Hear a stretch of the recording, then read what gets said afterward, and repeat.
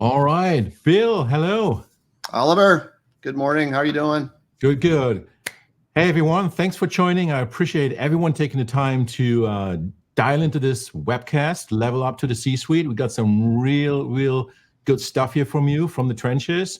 So quick introductions just to get these out of the way. My name is Dr. Oliver Degnan. I am a CIO with Fortium Partners, which is one of the largest leadership as a service, technology leadership as a service company in the world. We're like the McKinsey's in technology, so to speak. And so I am in the trenches every day. But on the side, I'm also at the Level Up Coach, and I help people to level up in the C-suite. And as you can imagine, I've leveled up plenty of people to the C-suite over the course of my career. With me today, we have Bill Tingle. Bill is a former CIO. He's a leadership coach, and he's one of those acclaimed leadership experts who make sure that you survive and stay in the C-suite, Yeah. which is really important. He's also an amazing guitarist. He's actually one of Oh, those rock stars. Yeah, I saw your pictures on Facebook. They're yeah, amazing, Bill. They're yeah, really awesome. yeah. And so, quick agenda today. Don't want to bore you too much with it. We don't want to talk about how to get promoted to the C-suite, how to actually make that happen. And you're really going to hear from the trenches how to make that happen, not some textbook smart stuff, right? And then be seen as a leader. How to be seen as a leader to actually be considered for promotion, and that's really important. And then be in the C-suite longer, how to actually survive it, and how to survive leadership in general without burning out. More and more leaders burn out these days, and this is a topic that's really dear to my heart. Now, if here's a little bit of a disclaimer. You're going to hear a few things you might not be ready to hear, right? We are the guys from the trenches, and the world is not fair, and so is not leadership. And oftentimes it's not fair the way decisions are being made when it comes to promoting people. So, but we're going to talk about this, the real deal, how it really, works. And then, this is the talk from the trenches. So, and if there's any questions anyone has thereafter, DM either Bill Tingle directly, look us up on LinkedIn. You can DM me. We are committed to answering every question that you ask us thereafter. So pay attention. And then also at the very end, we're going to have a little giveaway. There's a C-suite readiness test you can take. I'm very proud of this. This is a scientific test. And then when you take that, which only takes 2 minutes, I'm going to send you the C-suite playbook thereafter, which will give you all of these things we talk about right now in one simple PDF to digest. You can almost print this out and hang it next to your desk and just start operating according to that playbook. I think it's going to be awesome. All right. So with that being said, let's start on the first topic, the art of getting promoted. All right.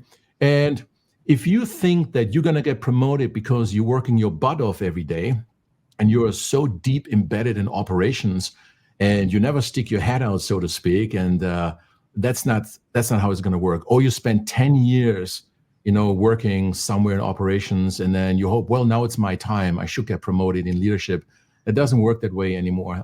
The rules really have changed. The game has changed, right? So you're going to have to look at this a little bit differently. And the first thing that we want to talk about is learn to build rewarding relationships. And when it comes to rewarding relationships, I don't talk about people in your address book. I don't talk about you going out and networking randomly in some networking events and just start collecting business cards. That's not what I mean by building relationships. A relationship is something that you build where you look for something in common, right? Let's say you meet somebody that has a great wine collection. Maybe you have a great wine collection. Now you start talking about this. Or you build and fly drones, which is what I like to do. And I'm going to find somebody else who likes to build and fly drones, right? And we're going to talk about drones. We're going to find something we have in common to build that relationship. Now, where do you build those relationships? You build it with your peers. You build it with your team. You build it with your boss's boss, right? With the supervisor from your supervisor. So that's critical. And we will talk about, how to overcome the fear of building relationships. Bill, anything you want to add to that topic? That's a great topic, one that's near and dear to my heart. Years ago, I worked with an attorney. He was our corporate counsel. And one time, I'll never forget, he said, make friends before you need them. I mean, we don't go meet somebody and ask them to help us, move to a new home and ask if they have a truck unless we know them. And so that's just really stuck with me. And I always think about relationships at work in terms of how can I help you first? Understanding people's concerns, and we build relationships by offering help first. Exactly. That's how it works. We will talk about the executive brand in a second from now, but It's so amazing, right? Lead with value first. You got so much to give already. Start talking about it, share it with others, try to help them. I actually find that the best leaders, people we want to promote into leadership, are the ones that already mentor others. It's such a great way to grow as a leader anyway. So number 2 is show you're ready to take on more responsibility. And I know what you're thinking. You're probably thinking, Oliver, I'm already working my butt off. I have no time left to do anything else. I'm not going to go to my supervisor and asking for more work. Well, the problem with that, though, is that kind of shows that you're not adequate in leading your affairs and prioritizing your current business in a way that leaves time, that leaves room for growth, right? And leadership is about growth. And when we promote somebody in leadership, then we want that leader to grow the company, right? And oftentimes we do take on additional responsibility that is outside of our purview, that is outside of our current role, but it is in alignment with business growth.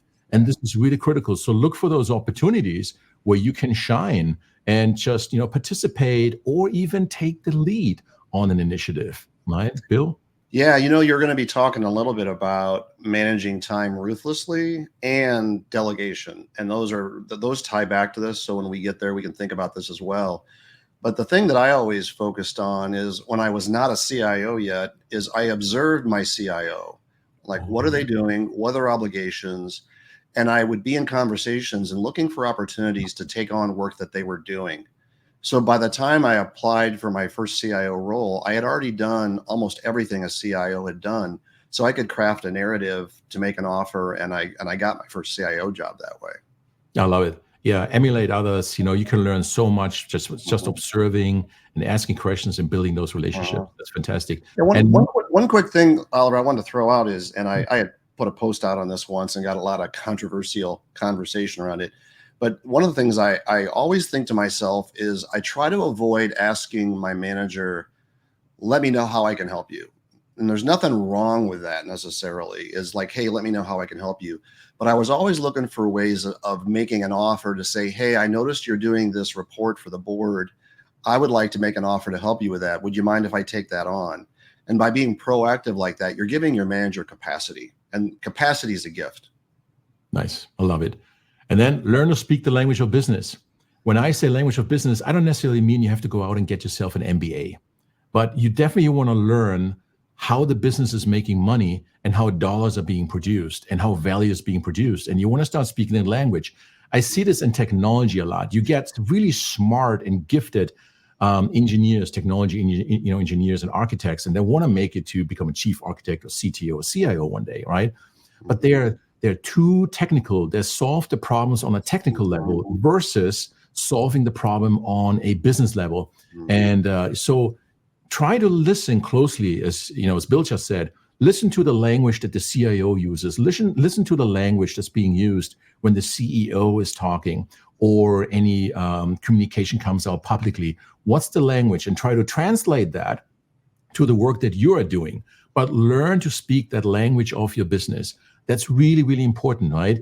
We don't want to promote somebody in the C-suite that is all tech, that is all operations. We need somebody in the C-suite that is strategic in thinking, that understands how value is being created, and can, has a good, understanding of things like EBITDA, multiples on the EBITDA if it's private equity, things like this, right? Or cost of revenue, ROI, ARR, which is annual recurring revenue, which is customer retention. You want to speak that language to some degree. Again, you don't have to get yourself an MBA. Just go out and ask somebody for cheat sheets. There are plenty of cheat sheets out on LinkedIn for that, right? But you definitely want to take time to learn the language, of business.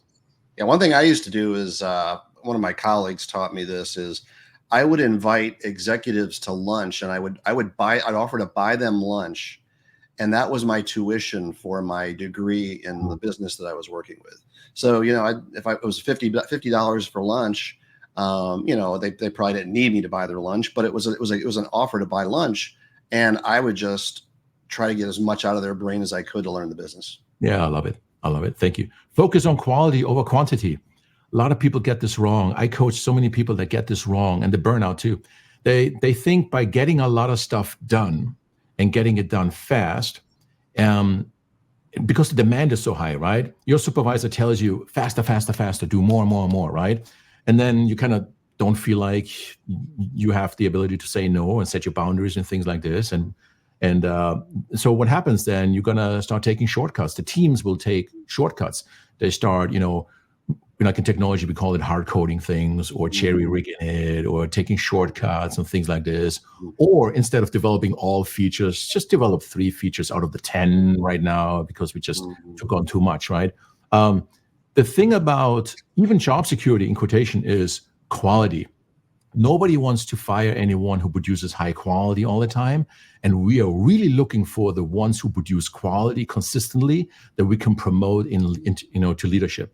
Because if we promote somebody who is committed to quality and quality comes out of their area all the time, we know that once we promote him to leadership, that's going to be high quality also, right? That's what we're looking for. Really, really important. So focus on quality. So that's the art of getting promoted. Now there's more things when it comes to how to stand out for promotion, but these are the 4 things that are really, really critical.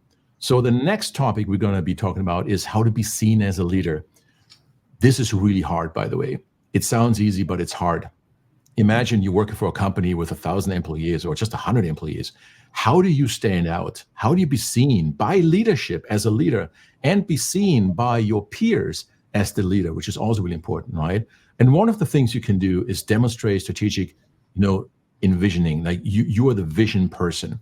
You can think strategically that if we do this at that time, and then we do the following steps, things will come together in a certain way that now will increase our EBITDA and our multiple. And because of that, we should invest this many dollars, right? If you start thinking that way, even though you don't control the budget or anything like this, but if you have conversations on that level and you use that language, before you know it, your supervisor and your supervisor's supervisor, they're going to start listening to this because that's the language they already speak. So when you start speaking their language, you be seen as a leader, as somebody who is ready for leadership, right? Next topic, and I'm going to give that to you, Bill. Do you want to tackle that, build strong relationships? Yeah, one of my favorites, build strong relationships and collaborate effectively. I think of the word effective. We use that word a lot. Sometimes people intermix efficiency and effective. Effective is to fulfill intentions. And so we want to, together with others, we want to fulfill the intentions of the business. That's right. I think about so many people want to be the hero. And, I love the saying, the popular saying, there's no I in team.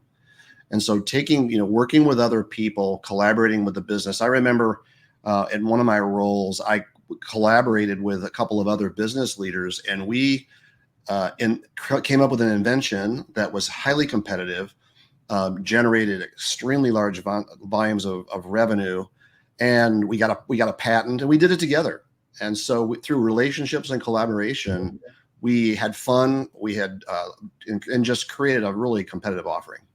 Yeah, really important. And got to be careful too when we collaborate with others. You don't want to end up being one of those micromanagers, and we will talk about this, I think, in the next slide, right?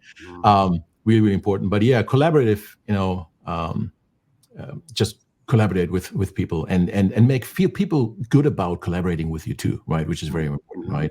Give them authority, right? Yeah. Drive results and deliver commitments. So here's the thing about the word commitments. I love the word. I love and hate it at the same time, because in leadership, we have a saying. We say, honor your commitments. That's it. Honor your commitments.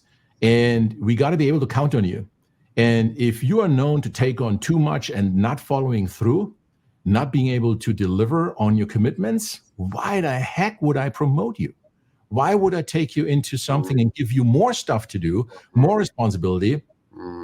My fear as your boss would be then is like, hey, you're going to drop the ball. You're not going to, honor your commitments. You're not going to, deliver on them. So you really want to pay close attention on delivering on your commitments, right? Don't make excuses. And I know it's hard because there are a lot of things we don't control, a lot of things that come at us all the time, right?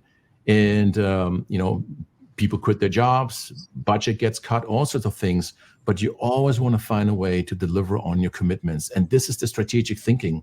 That's the ability to solve problems on a strategic level that, where you can pivot sometimes, what have you. But even when you pivot, you still deliver on that commitment, right? The commitment is tied to a business outcome. And this is why it's so important for you to start strategic thinking, have a business acumen, and honor that commitment to deliver at a high quality consistently. Kind of see how things are coming together. This is really, really critical, right? Bill, you want to add anything to that? Yeah, thank you for that. That's really great. A great narrative there. The word commitment, we use that all the time in my coaching practice. We talk about speech acts, which is another discourse, but commitments, a lot of people talk about commitments, but they don't really know how to define it. And commitments have a structure of what is the promise you're making for the future? What does it look like when you're done? What are the conditions of satisfaction? Like, what is the definition of done? When you complete your commitment, how do you know if it's going to be satisfactory? And when is it done? And I always say, when you say something's due, include time zone, because we live in a global economy and a global world now, and time zone is such a big part of that. But yeah. commitments, producing commitments ties into trust, which is all about reliability, sincerity, and competence. That's a big one. Trust is a big one, right? If you can't trust somebody, don't promote him, right? Don't promote him in leadership where decisions are being made. So that's another thing, right? Trust is something that is earned over time. It's not given, right? And we earn it over time because we are consistent in terms of our commitments, that we keep our promises, our commitments. Our commitment is a promise, right? And then you deliver at a high quality so people can count on you, right? That is critical. That builds that trust that you are ready to, to be introduced to the C-suite. And again, everyone I introduced to the C-suite in my career, I trusted them, because if they goof up, it's my name too. I'm responsible for that outcome, right? So I really only promote people to the C-suite that there's a high level of trust and capability, right? So the last one here is really good. Develop a strong leadership brand. Ooh, I cannot tell you how important this is. This is where things have changed, I think, over the past, at least 5-6 years now, where, we hear so many people on LinkedIn, you got to build your brand, a LinkedIn brand. I call it leadership brand. You got to build your brand, but not just on LinkedIn. It's not about posting every day and having a nice picture on your LinkedIn banner and things like this. Having a brand is something that's authentic within you, where you are known to talk about, let's say, AI, and you love the topic of AI. I love AI, so I talk about AI a lot. And or leveling up people, that has become my brand, right? AI, leveling up, things like this. And so you start talking about this a lot. You give, unsolicited advice to people. You start putting yourself out there and volunteer for, speaking opportunities. And even this right now, this particular, live cast here on LinkedIn, Bill volunteered. I volunteered him, right? He said yes, which I got lucky on that one. But that's helping him to build his brand. It's helping me to build my brand. This is what's required to build your brand. I can tell you that when you build a strong leadership brand, you never look for a job again. And it's really how people find you these days. In my view, resumes are dead, like, especially in leadership. I haven't looked at leadership resumes in many, many years. And it's like, I get to know people. We go out for dinner, lunch, things like this, and we build a relationship. And before I get this person into the C-suite, I already know them. I know what they're all about. I know what they're looking to do, how they're wired, what's the character traits and things like this, right? What are the levels of emotional intelligence and things like this? Those are all things I look for when I promote somebody to the C-suite. And so resumes, you don't do that anymore. You really do this by people being able to find you, by people being able to remember you. So for that, you're going to have to develop a really strong leadership brand. Bill, you want to add anything to that? Yeah, just the only thing I think about in this context is, when I think about leadership brand, I think about a person's why. Ooh. Like Dr. Oliver, with you, I know your why. I know your purpose.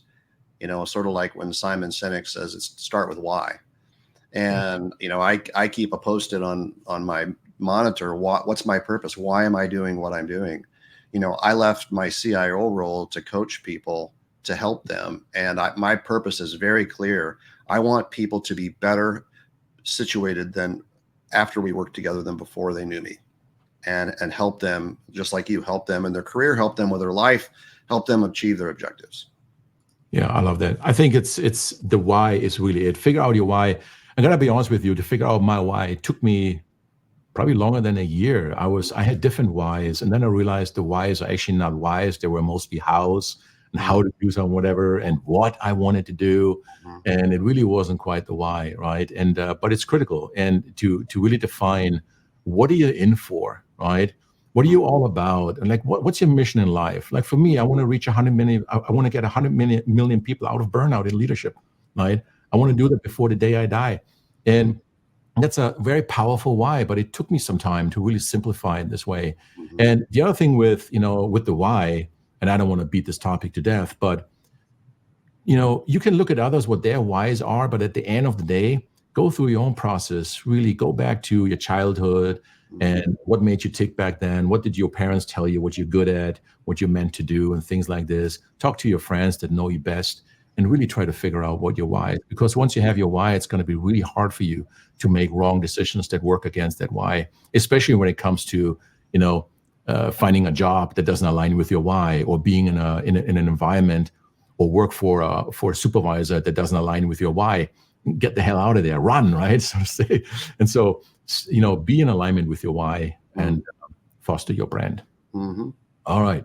So now I love this topic. This is one of my favorite topics, right? Leadership with no burnout. I talk about it all the time on LinkedIn.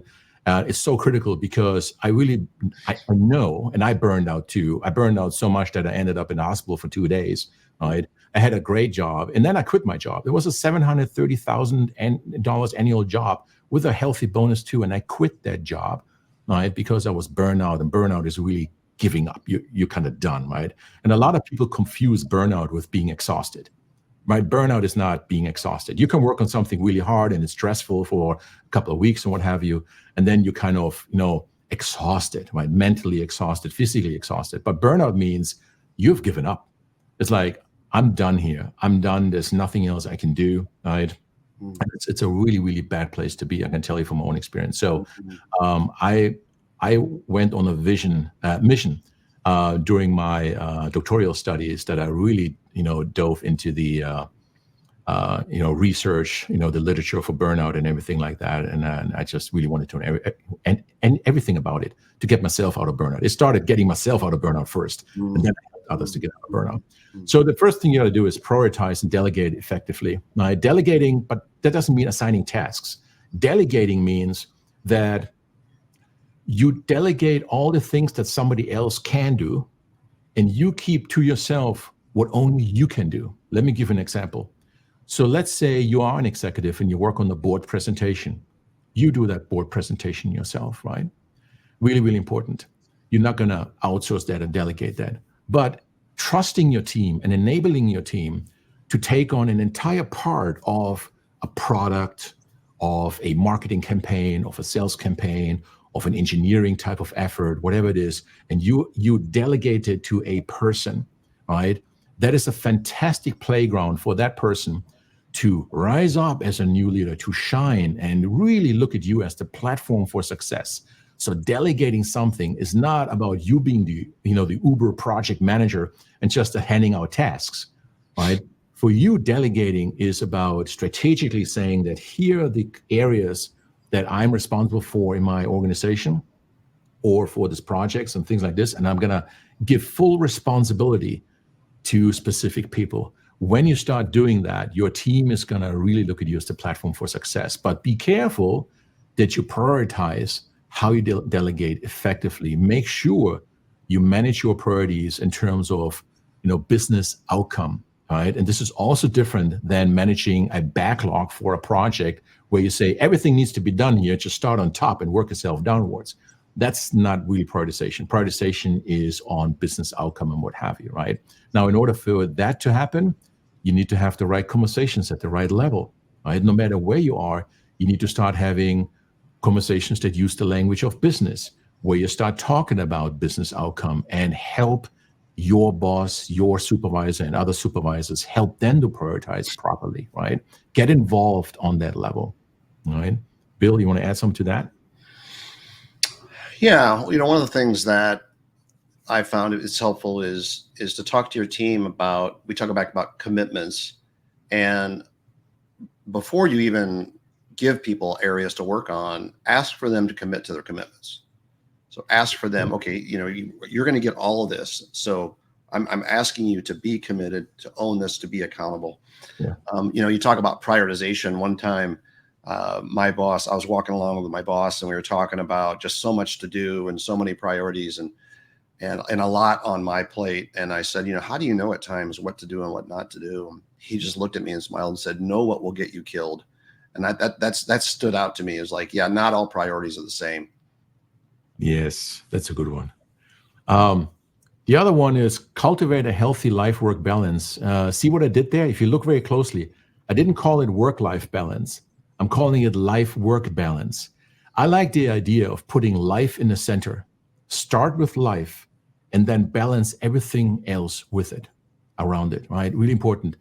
For me, over the years, this has become a good formula to not drop what's really important. I mean, why are we working in the first place? We're working to make a difference in people's lives. So there's life, right? And so put life in the center of what you're doing and your decisions, and it's going to be almost impossible for you to take on anything that is counterproductive and gets you out of balance, right? And even the word balance, oftentimes I start calling it well-being. I think life, work, well-being, both need to be well. Your life needs to be well. Make sure you invest enough time in terms of building relationships, stay healthy on all fronts, financially and mentally and physically. Stay healthy, right? Make sure you put the right food in your body. Don't eat too much junk, right? It's okay to have a chunk day once in a while. And I have it where sometimes I get ice cream and it's like, okay, that's my Saturday, right? I kind of blew it again. But that's okay to have that once in a while. But make sure you're healthy on all the fronts, including the relationship with your supervisor, the relationship with your direct reports, the relationship with the environment you're in, right? Even if it's a stressful environment, you can actually come to a healthy understanding that I'm getting into this war zone right now. It's going to be hectic and stressful, but it's only temporary and the future is going to be okay. So your relationship is healthier with an environment that is of high stress. And we are seeing those environments more and more these days where companies are really heavily profitability based, right? And when it's profitability, it's about reduction of cost and revenue and really, operating lean and things like this. So that's a lot of stress that's being put on any corporate culture these days. And in order to thrive and survive in that particular environment, you need to be well balanced and self-regulated, which is very important, right? Next one, Bill, you want to take the next one, building a strong support network? Yeah, just one thing on that last one, I just want to throw in real quick, is so many people I work with, they're being asked to work during lunch. It's like lunch is gone and the meetings just are nonstop. And one of the things I did years ago, people started inviting me to lunch meetings and they look at my calendar and it said exercise. And Bill doesn't need to exercise. He can live without that. I'm going to invite him to this meeting. So I changed it from exercise to physical therapy. And all of a sudden people quit scheduling meetings because they thought I was going to the doctor. For me, exercise was physical therapy. Anyway, I just want to throw that in. That's smart. So yeah, building a strong network. We talked a little bit about this, but a lot of times people think of networking outside the company, which it is, but it's also building a network inside the company. We say network, but what I mean by network is network of help. We help each other. And so that means people are working together, helping one another. And I always think of helping others. Whenever I have excess capacity, I'm going to help other people. And then when I don't have excess capacity, hopefully they'll reciprocate and help me. But it's all about helping one another and being in relationship, which we've already talked a little bit about. Back to you. That's a big one. And then the last one is almost goes without saying, continuous learning and personal growth. If you don't want to burn out when leading under pressure, go check out this book. It's called Leading Under Pressure by Dr. Gabriella Cora. It's a fantastic book that really has helped me a lot too. And then things like Cal Newport's Slow Productivity. Fantastic book, right? To not burn out when you and actually deliver at a higher quality without burning out, right? Slow Productivity, really good. And then the other one is by Laura May Martin, Uptime. Actually, her father, I think, works for Fortium also. So could be wrong with it, but I think that's what it is. But it's quite amazing. So it's a really good book too. She works for Google, and it's about productivity and well-being, productivity and well-being. So there's lots of books out there, and one of the methods that executives use a lot, because executives don't have they try to balance their time, but they're always really on the go. Read every day in the morning when I have my coffee, just for 30 minutes. I just open up a book, wherever I want to go, and I just start reading for 30 minutes. And you can use a timer, set yourself a timer so you don't miss anything else thereafter, and start reading. If you do that, you will have read hundreds of books every year, which will give you a distinct strategic advantage in your career, especially when you look at the executive, leaders, the C-suite. They are very well read. They all seem to know a lot of things. They have a lot of life experience and life knowledge. Now, how do you think they gained that? Well, they didn't watch YouTube. What they did is they read books. Really important, right? I feel like when you watch YouTube, which there's a lot of cool information out there, but it kind of goes in and out. It's like watching a movie, and by the time I'm done watching the movie, I don't remember what was the movie all about.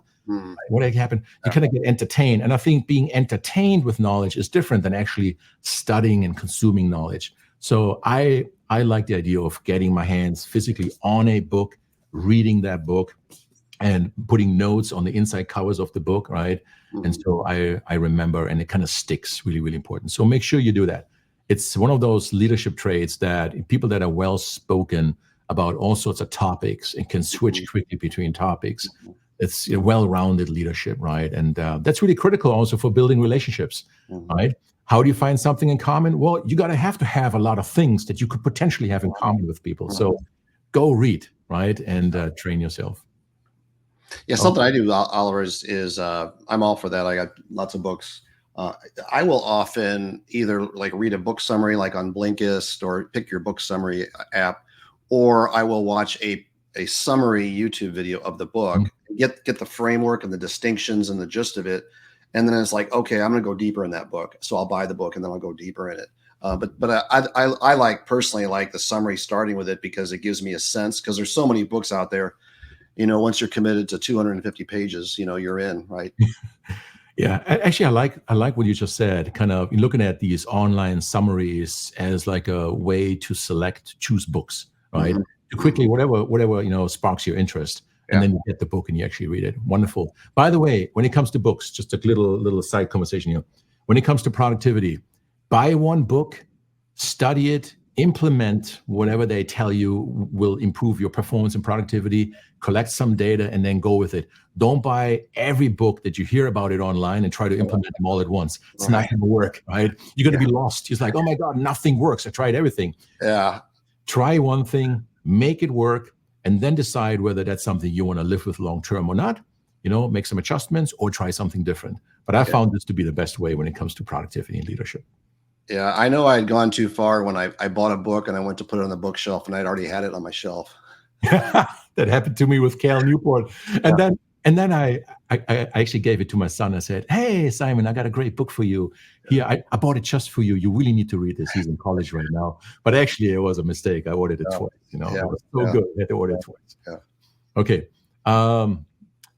Last topic: how to survive the C-suite. So now you got promoted. You're in the C-suite, and you kind of managed how not to burn out, right? Let's just assume that's all done and you're somewhat healthy.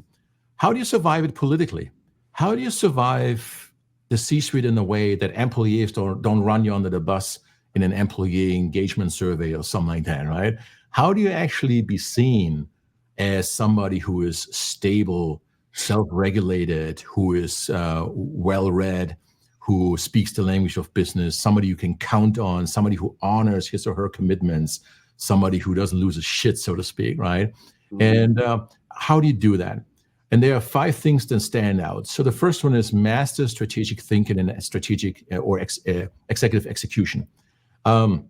This is different than operations execution. This is not about getting the tiny things done operationally every day, which is what you really should enable your team to do, right? This is about you having enough time on your calendar for strategic thinking, for conversations with your peers and with your supervisor on what the future is supposed to look like. How do we compete effectively in the marketplace going forward?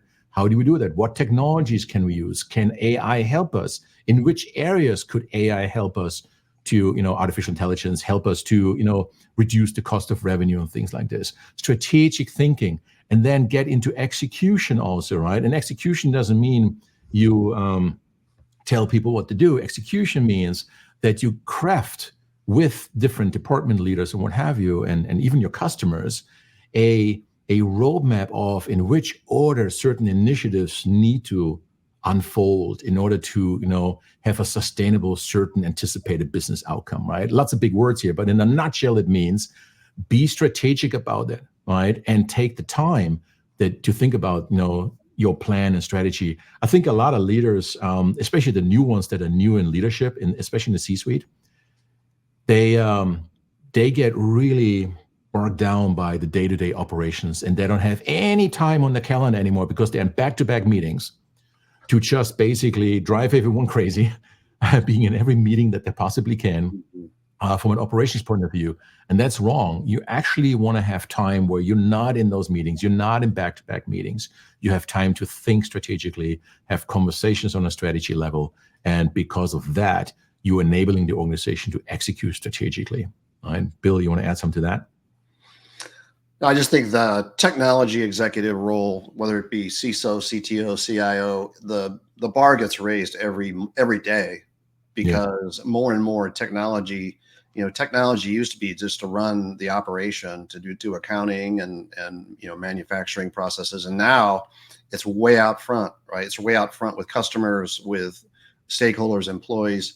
And so the expectations on the technology executive have just gone through the roof. And so it's a very in-demand role. It is. The next one is really close to my heart as well. Boost your emotional intelligence. I cannot tell you how important this is, especially in the era of AI, where we are connecting more and more with machines. People are working remotely around the globe. Different ethnic groups are involved in just a single team these days, right? The dynamics have changed post-COVID so drastically that leaders these days in the C-suite, it's an absolute requirement, in my view, for you to have high levels of emotional intelligence. I wouldn't even hire you anymore in leadership if you cannot prove you have high levels of emotional intelligence.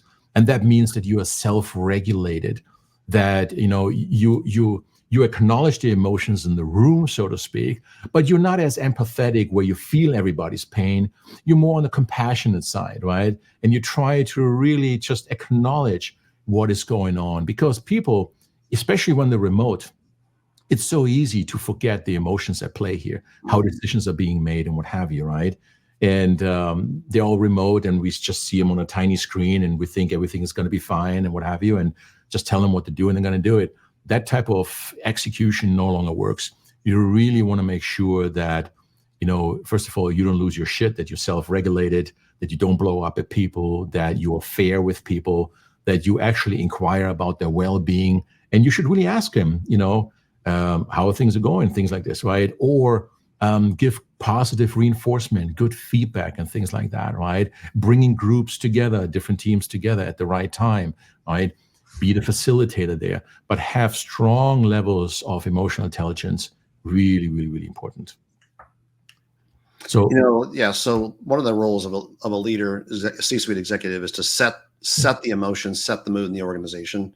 So everybody's watching you if you're in the C-suite. Everybody's looking for your mood. They're looking at your emotions. And we have a responsibility as executives to set the mood, to manage our own. And a lot of people don't really think about it, but emotions and moods are predispositions for action. Like the state of our mood is going to drive us one way or the other.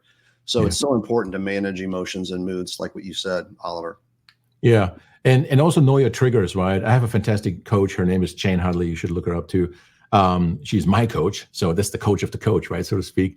And she always tells me, Oliver, know your triggers, right? And understand when you are being triggered, right? And don't respond to it. Don't be triggered. Be self-regulating. It's really, really important to have that these days, right?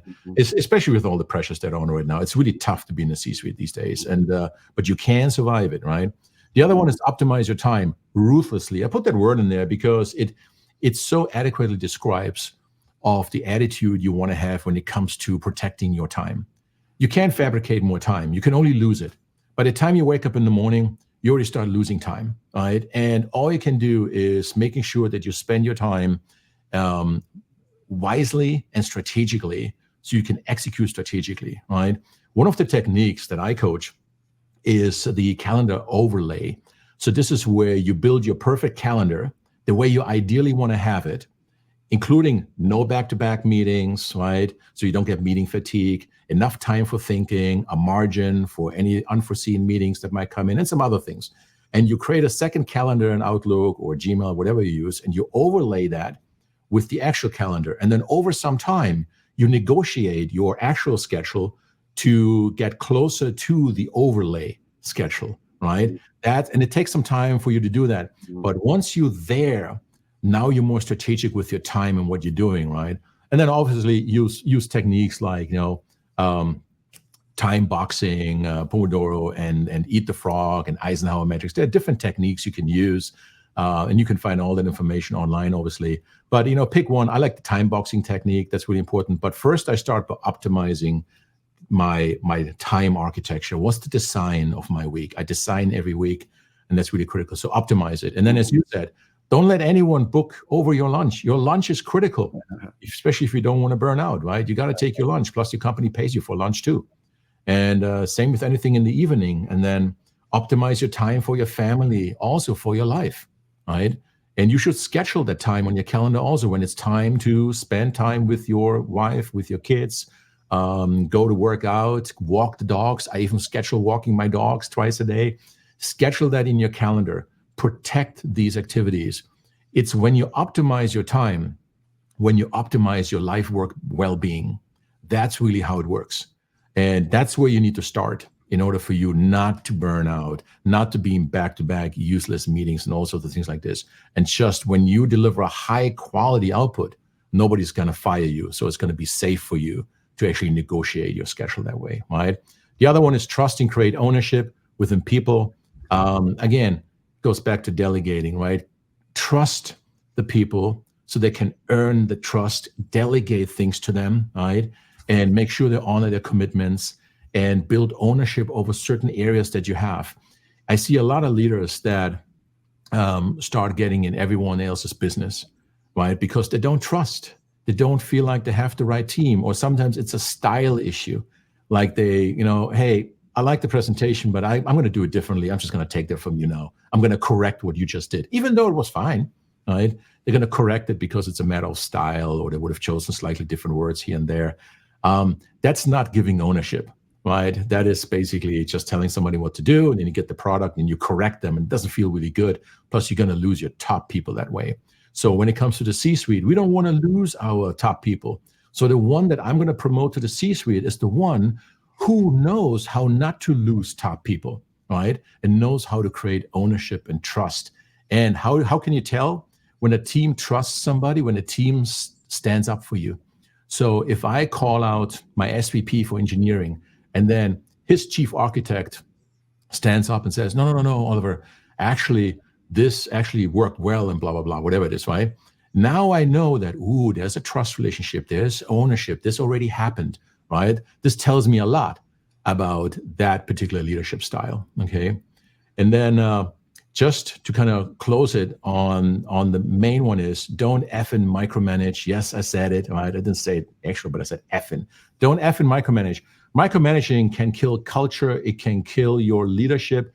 People will vote you out. They're going to run you under the bus, and you're not even going to see it coming. And it's just one of those things that's really, really bad. So trust your people, create ownership, delegate effectively, be more strategic, especially in the C-suite. You got to be strategic. You can't be as hands-on as you have been in your previous career, right? Somebody needs to work in the business and other people work on the business. When you are in the C-suite, you work on the business. That means you have no time. If you take time to think strategically and execute strategically, you have no time to micromanage. If you micromanage, usually that means you are in the wrong spot at the wrong time. All right. Bill, you want to add anything to micromanagement? Yeah, I know we're about ready to wrap up here. One thing is micromanagement's the symptom of a deeper issue and a skill gap. And so if somebody is noticing micromanagement or complaining about it, there's a deeper issue to be looked into. That's right. So with that, I want to thank everyone for participating today. We're going to do that again. Go and get your free C-suite playbook. take that C-suite readiness assessment. Go to c-suite.degnan.com and look us up. Connect with Bill. Just DM him, Bill Tingle, and myself on LinkedIn. And until then, so happy leadership. Thank you, Oliver. Thank you, everybody.